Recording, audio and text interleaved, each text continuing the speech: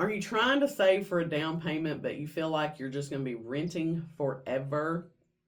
I have good news. You don't have to give up coffee. You may not have to cancel your Netflix, or you don't have to move into your parents' basement. Let's talk about some real saving strategies that will work for you.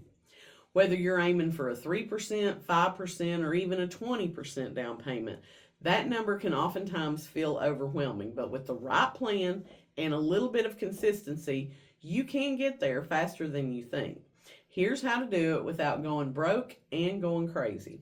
Number one, know your target number. You need to know how much exactly you need to save. So let's say you're thinking that you want to buy a $300,000 home. A 5% down payment is going to be $15,000. If you add in estimated closing costs, you're probably going to be looking more towards that $20,000 mark. Know the number and then break it down into monthly goals that you can do. The second thing is to automate your savings. And used to, this was such a common thing, especially when direct deposit came out, right?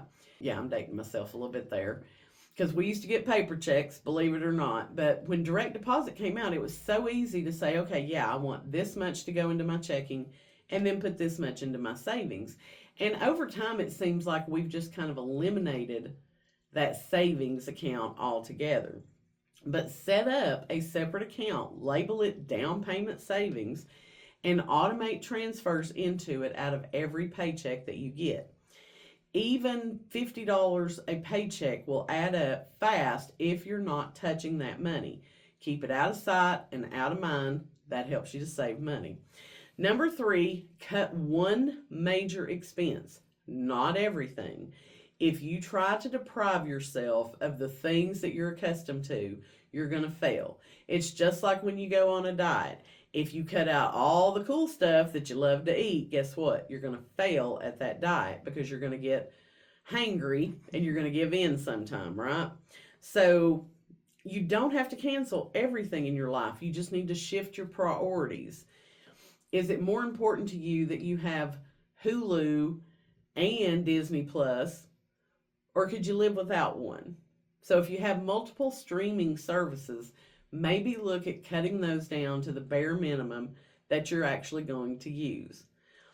Ditch Uber Eats or Grubhub or DoorDash at least once a week. Instead of ordering out, eat in. And the third thing is hit pause on your big vacation for 6 to 12 months. Now, if you go on a vacation once or twice a year, you know that those are very expensive right now. Like what you used to be able to go to the beach for, you could pay $1,000 and stay at a top of the line place for a week. Now that might get you 2 or 3 nights. So vacations, like everything else, have gotten a lot more expensive. If you can go without taking a vacation one year, think of the amount of money you would be able to sock into your savings account for that down payment. The fourth thing is put any bonus money you have to work. Do you get a tax income refund check? Put that in your savings.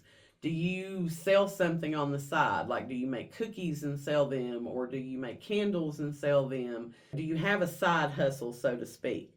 Did you get a bonus at work? Resist the urge to splurge and spend it on something. Drop it into your down payment fund. These lump sums can really get that needle moving on your savings. Number 5 is look into a down payment assistance program. Now, these used to be a lot more common than they are today, but you don't always have to have 20% down. You can ask your lender about programs like FHA, THDA, which is the Tennessee Housing Development Agency. They do still have programs that will help you with down payment money. But you need to find out if you qualify, you need to find out how much money that will be, and what qualifications are for that particular down payment assistance. Number 6, start a side hustle if you don't have one. You don't have to go out and DoorDash every single night, but you could maybe do it 1 or 2 nights a week or on the weekend. You could be a Spark driver for Walmart. Are you really good at math or science or something that you could be a tutor a few nights a week for someone? Take that cash that you're earning, put it in your down payment fund, and it's going to help you reach your savings goal a lot quicker.